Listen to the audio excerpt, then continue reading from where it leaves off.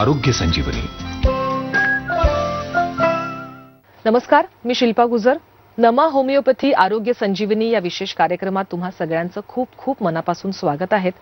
आपल्या सोबत आहेत डॉक्टर साक्षी निकुम. साक्षी निकुम, तुमचं खूप खूप स्वागत आहे. नमस्कार. आणि डॉक्टर साक्षी निकुंब आपल्याला व्हेरिकोज वेन्स या आजाराबद्दल आज माहिती देणार आहेत. पण त्याआधी आपण नमा होमिओपॅथीबद्दल जाणून घेऊयात. नमा होमिओपॅथीच्या माध्यमातून जवळपास 50,000पेक्षा जास्त रुग्ण त्यांच्या युनिक ट्रीटमेंटद्वारे बरे झालेले आहेत. नमा होमिओपॅथीचे कर्नाटकमध्ये आणि महाराष्ट्रामध्ये सुद्धा ब्रांचेस आहेत. जवळपास 21 ब्रांचेस त्यांचे आहेत आणि गुजरातमध्ये सुद्धा लवकरच नमा होमिओपॅथीच्या ब्रांचेस सुरू होणार आहेत. महाराष्ट्रामध्ये मुंबईतलं दादर, ठाणे, पुणे, त्याशिवाय नाशिक, संभाजीनगर, नांदेड, अकोला, सोलापूर, कोल्हापूरमध्ये त्यांच्या ब्रांचेस आहेत. तुम्हाला कुठचीही लक्षणं दिसत असतील, स्वतःमध्ये कोणताही आजार असेल, तुम्ही आपल्या स्क्रीनवरती सध्या जो नंबर दिसत आहे त्या नंबरवरती कॉल करू शकता, अपॉइंटमेंट घेऊ शकता आणि नमा होमिओपॅथीच्या डॉक्टरांशी बोलू शकता आणि तुमच्या शंकांचं आणि आजाराचं निरसन नक्की करू शकता. आता आपण आपल्या विषयावरती येऊयात. डॉक्टर साक्षी आपल्यासोबत आहेत.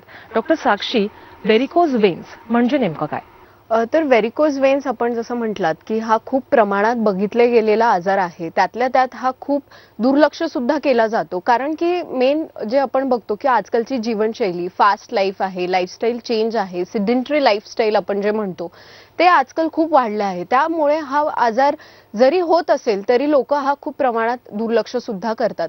परत त्याचे सिम्पटम्स बघायला गेलं की सुरुवातीला काही काळ लोक अंगावर काढतात किंवा जे हिरव्या निळ्या शिरा दिसायला लागतात ते काही त्रास नसेल होत म्हणून ते सोडून देतात. काहीतरी औषधी उपचार मॉडर्न सायन्सची हेल्प घेऊन ते करतात. पण मुळात बघायला गेलं की हा आजार म्हणजे रक्त संचार निगडीत आजार आहे. त्याचबरोबर हा आजार का होतो, जेव्हा आपलं हृदय हे ऑक्सिजनेटेड ब्लड आपल्या शरीराला पोचवले जाते, त्याच्यानंतरून ते ऑक्सिजनेटेड ब्लड पूर्ण शरीरात पोचवल्यावरती आपल्या शरीरांचे मुवमेंट्स, हातपाय वगैरे हलणे, त्याची मुवमेंट्स होणे, हे सगळं होत राहतं. पण जेव्हा हे सगळं होत राहतं त्याच्यानंतरून एक अशुद्ध रक्त सुद्धा तयार होतं. ते अशुद्ध रक्त गुरुत्वाकर्षणाच्या विरोधात दिशेने आपल्या परत हृदयाला फॉर फिल्ट्रेशन हे पोचवले जाते. तर हे कार्य करत असताना त्याच्यात नॉन रिटर्निंग व्हॉल्व्हचा समावेश असतो. तर नॉन रिटर्निंग व्हॉल्व्स काय करतात की हे जे गुरुत्वाकर्षणाच्या विरोधात जे रक्त वरती हृदयापर्यंत पोचवले जाते त्याच्यासाठी ते व्हॉल्व्स निगडीत असतात. ते हे व्हॉल्व्स जेव्हा खराब होतात, डॅमेज होतात, डिफॉर्मिटीज त्याच्यात होते, तेव्हा तिथे रक्त साचायला सुरुवात होते.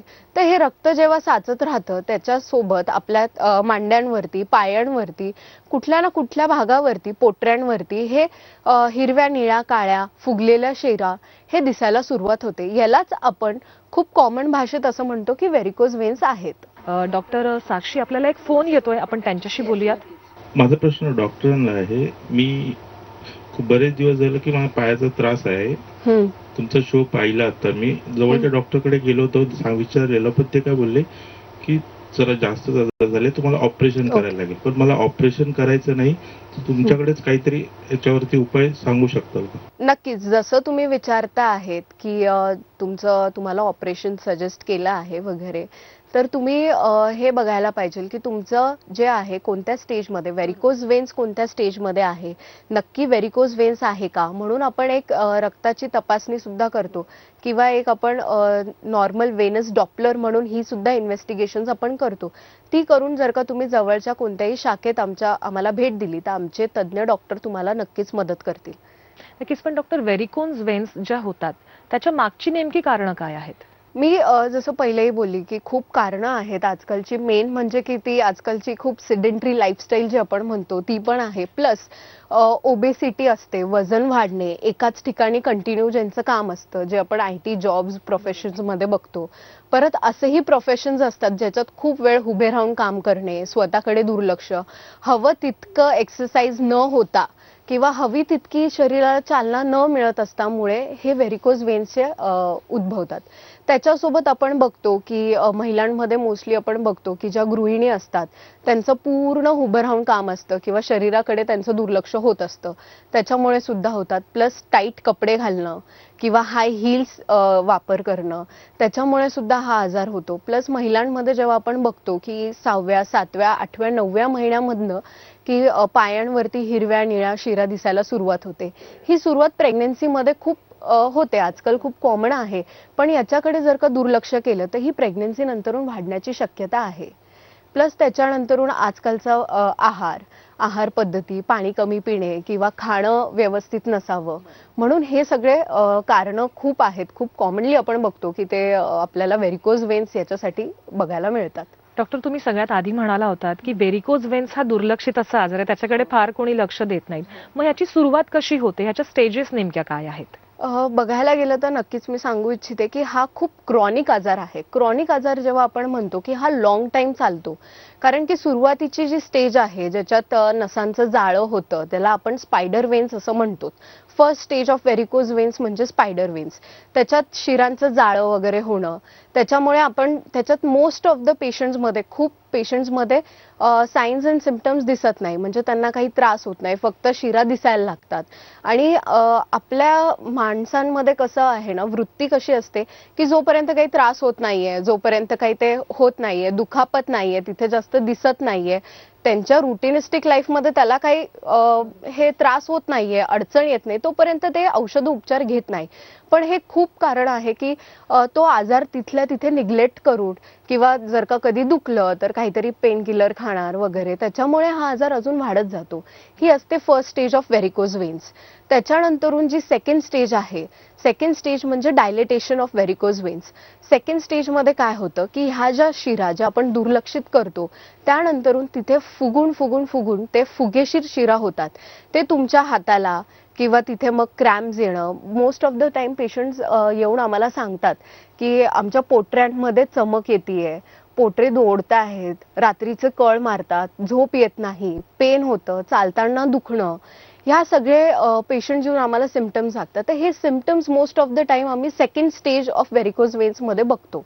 तर second stage of varicose vein म्हणजे मेनली काय की तुम्हाला डायलेटेशन दिसतं, फुगेशीर शिरा पूर्ण मांडीवरून किंवा खालपर्यंत पायापर्यंत सुद्धा दिसतात, सूज येते, पायांना सूज येते, पोटरे कडक होणे, परत चालताना दुखतं, परत गोठ्यांपाशी म्हणजे अँकल्स जवळ तुम्हाला सूज जास्तीत जास्त दिसते.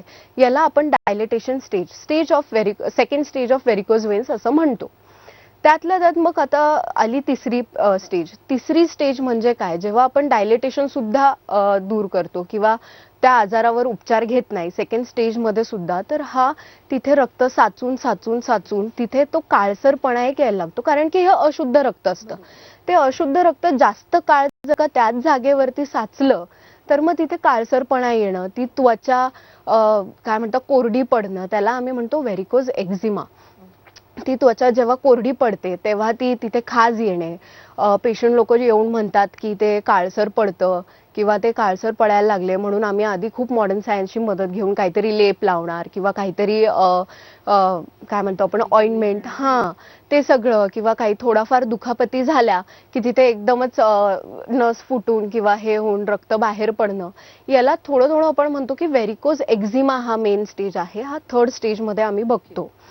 त्याच्यानंतर मुख्यात म्हटल्यावरती मेन स्टेज सगळ्यात जी आहे ती आहे व्हेरिकोज अल्सर. तर व्हेरिकोज अल्सर कधी होतो, जेव्हा आपण third stage of varicose veins ही नाकारतो किंवा ती टाळतो, त्याच्यावर काहीतरी पेन किलर म्हणा किंवा त्याच्यावर फक्त ऑइंटमेंट्स लावून, क्रीम, मलम हे सगळं लावून जेव्हा आपण तो टाळतो, त्याच्यानंतरून व्हेरिकोज अल्सर्स होतात. जेव्हा थोडीफार जरी जखम तुम्हाला झाली की त्यावेळेस तुमचा तिथली नस तिथली शिरा फुटते. का फुटते, कारण की ते रक्त जे एवढ्या वर्षानुवर्षांपासून, जसं मी आधी पण बोलले की हा क्रॉनिक आजार आहे, ते वर्षानुवर्षापासून साठवून तिथे थोडीशी जरी खरोच पडली तर ती फुटते. आणि ते ऍक्च्युली होतं कसं ना, पेशंट लोकांना जाणवत पण नाही, कारण की तिथे एवढ्या वर्षानुवर्षापासून जे रक्त साठतंय तिथल्या नसा, जे आपण म्हणतो नर्व्ह सेन्सेशन सुद्धा लॉस्ट होत जातं. त्याच्यानुसार जर का थोडंसं फार धक्का लागला किंवा एक खरचट जरी आली तरी ती शिरा फुटून त्याच्यातनं रक्त येणे, त्याच्यानंतरून थोडंसं पस, तरी अल्सर मोठे मोठे होत जातात. आणि जसे जसे अल्सर्स वाढतात तसं त्याचं कॉम्प्लिकेशन सुद्धा वाढतं. याला आपण म्हणतो fourth stage of varicose ulcers. आपली म्हणजे तब्बल याच्यामध्ये 4 स्टेजेस आहेत. तर तुम्ही चौथ्या स्टेज पर्यंत जाण्याची वाट बघू नका. त्याच्या आधीच म्हणजे पहिल्याच स्टेजला जेव्हा तुमच्या लक्षात येतंय की नसा दिसतायत, शिरा दिसतायत किंवा त्या फुगायला सुरुवात झालेली आहे, त्याच्या आधीच तुम्ही नमा होमिओपॅथच्या कन्सल्टंट्सशी बोलू शकता.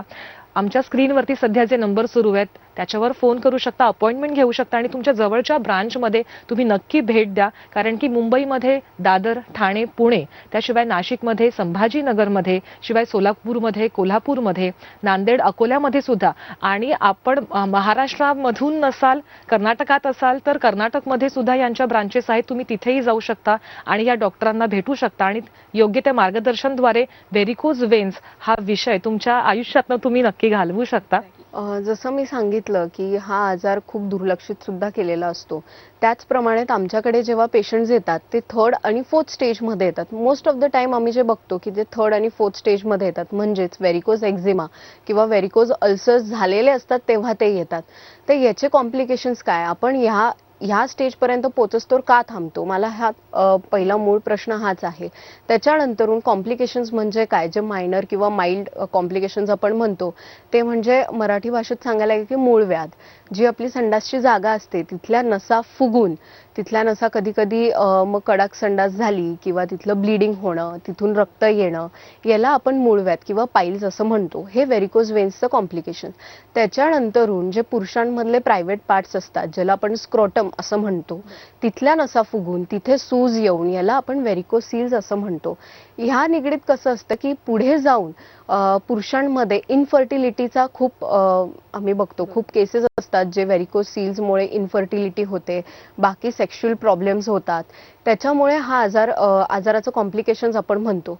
त्याच्यानंतरून खूप मोठे कॉम्प्लिकेशन्स बघायला जातो तेव्हा आपण म्हणतो की जेव्हा जी रक्त आपल्या पायात गोठलं गेलेलं आहे, जे गोठून गोठून साठलं गेलेलं आहे, तिथल्या छोटे छोटे ब्लड्सचे क्लॉट जेव्हा ते हृदयाकडे पोचतात तिथे आपल्याला हार्ट अटॅकचे चान्सेस वाढतात.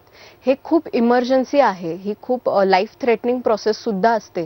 त्याच्यावर आपण लक्ष द्यायला पाहिजे. त्याच्यानंतरून जर का तेच क्लॉट्स आपल्या फुफ्फुसांमध्ये म्हणजे आपल्या लंग्समध्ये गेलेत तर तिथे पल्मनरी अरेस्ट किंवा पल्मनरी एम्बॉलिझम्स असं आपण म्हणतो, तो बसून सुद्धा श्वासोश्वास बंद होऊ शकतो. ती आपली खूप लाईफ थ्रेटनिंग प्रोसेस आहे. आणि मुख्यात म्हटल्यावर गेलं तर जेव्हा तेच क्लॉट, रक्ताचे जे क्लॉट्स आहेत ते आपल्या मेंदूपर्यंत पोचतात तेव्हा ब्रेन स्ट्रोक हा आजार होण्याची शक्यता आहे. म्हणजे ऑन द स्पॉट जर का पेशंटला इमर्जन्सी केसेस असतात तेव्हा आम्ही बघतो की ऑलरेडी हिस्ट्री असते व्हेरिकोज वेन्सची आणि नंतरून ब्रेन स्ट्रोक होतो. ते कॉम्प्लिकेशन खूप इमर्जन्सी आणि धोकादायक कॉम्प्लिकेशन्स आपण व्हेरिकोज वेन्सचे घेऊ शकतो. त्याचबरोबर जेव्हा आपण म्हणतो की जी 4th स्टेज आपण बघितली व्हेरिकोज अल्सरची, त्याच्यासोबत जर का पेशंटला ऑलरेडी डायबिटीज किंवा असे कॉम्प्लिकेटिव्ह आजार आधीपासून असतील तर, आणि जर का व्हेरिकोज अल्सर्स तुम्हाला झालेत तर हे नॉन हिलिंग अल्सर्स किंवा डायबेटिक फूट आपण असं म्हणतो आणि तेव्हा ते क्युअर व्हायला खूप टाइम लागतो. तर ह्या सगळ्या गोष्टीपर्यंत पोहोचू नये किंवा हे गोष्टीपर्यंत तुम्ही जर का आमच्याकडे आधीच आलात तर आपण क्वालिटी ऑफ लाईफ ही सुद्धा पेशंटची वाढू शकतो. नक्कीच डॉक्टर, म्हणजे मला अतिशय भीती वाटायला लागलेली आहे आता, कारण की आपण विचारच नाही करत आहे की व्हेरिकोज वेन्स तुम्हाला आयुष्यामध्ये नेमकं कुठे घेऊन जात आहे. कारण की तुमच्या शरीरावरती इतके घातकी परिणाम होत असतील तर ह्या आजाराकडे खूप जास्त लक्ष देणं गरजेचं आहे. पहिल्याच स्टेजमध्ये जर तुम्हाला असं जाणवते की आपल्या पायावरती कुठच्या नसा दिसतायत, फुगायला लागल्यात, तर तुम्ही नक्की नमा होमिओपॅथच्या कन्सल्टंटशी बोलू शकता आणि त्यांना भेटून तुमच्या शंकांचं निरसन करू शकता. एक छोट्याशा ब्रेकची वेळ झालेली, एक ब्रेक घेतोय, पण पुन्हा एकदा नमा होमिओपॅथीचे ब्रांचेस कुठे कुठे आहेत त्याची आठवण करून देते. नाशिकमध्ये आहे, मुंबईमध्ये आहे, ठाण्यात आहे, पुण्यात आहे, त्याशिवाय सोलापूर, कोल्हापूर, त्यासोबतच संभाजीनगरमध्ये आहे, नांदेडमध्ये आहे, अकोलामध्ये आहे. तुम्ही महाराष्ट्राच्या बाहेर राहत असाल, कर्नाटक जवळ असेल तर कर्नाटकमध्ये सुद्धा त्यांच्या ब्रांचेस आहेत आणि गुजरातमध्ये सुद्धा लवकरच या ब्रांचेस सुरू होणार आहेत. नमा होमिओपॅथी आरोग्य संजीवनी या विशेष कार्यक्रमात तुम्हा सगळ्यांचं पुन्हा एकदा स्वागत आहे. आपण आज व्हेरिकोज वेन्स बद्दल बोलतोय आणि डॉक्टर साक्षी निकुंभ आपल्याला याबद्दल मार्गदर्शन करतात.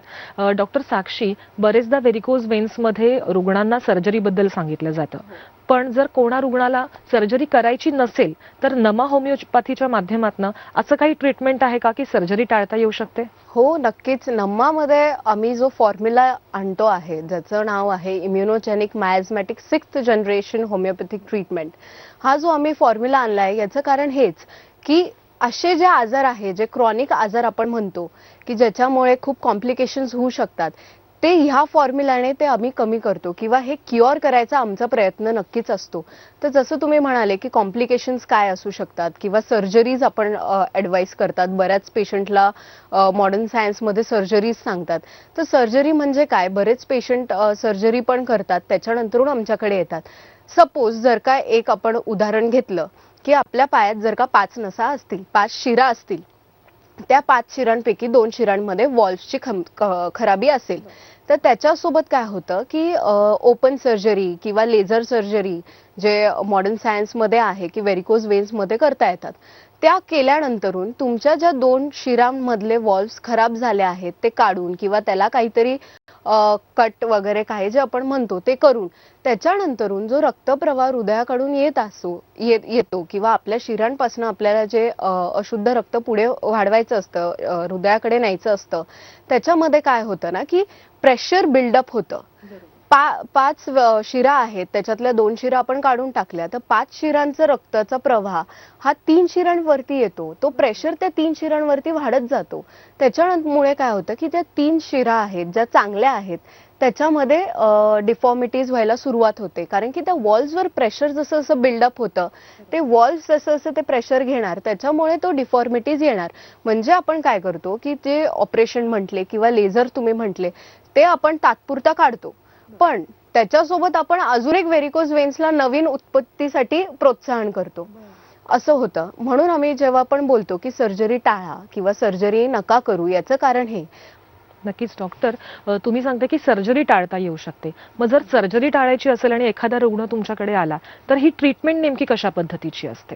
जसं नमामध्ये आम्ही म्हणतो की आमचा जो फॉर्म्युला आम्ही रिसर्च केलेला आहे तो मी एक थोडक्यात सांगू इच्छिते. म्हणजे इम्युनोजेनिक मायझमॅटिक 6th जनरेशन फॉर्म्युला आम्ही जो म्हणतो, तर इम्युनोजेनिक म्हणजे काय, जी पेशंटची रोग प्रतिकार शक्ती असते. इम्युनोजेनिक म्हणजे इम्युनिटी आणि ते रोग प्रतिकार शक्ती जी असते प्रत्येक पेशंटची ही वेगवेगळी असते.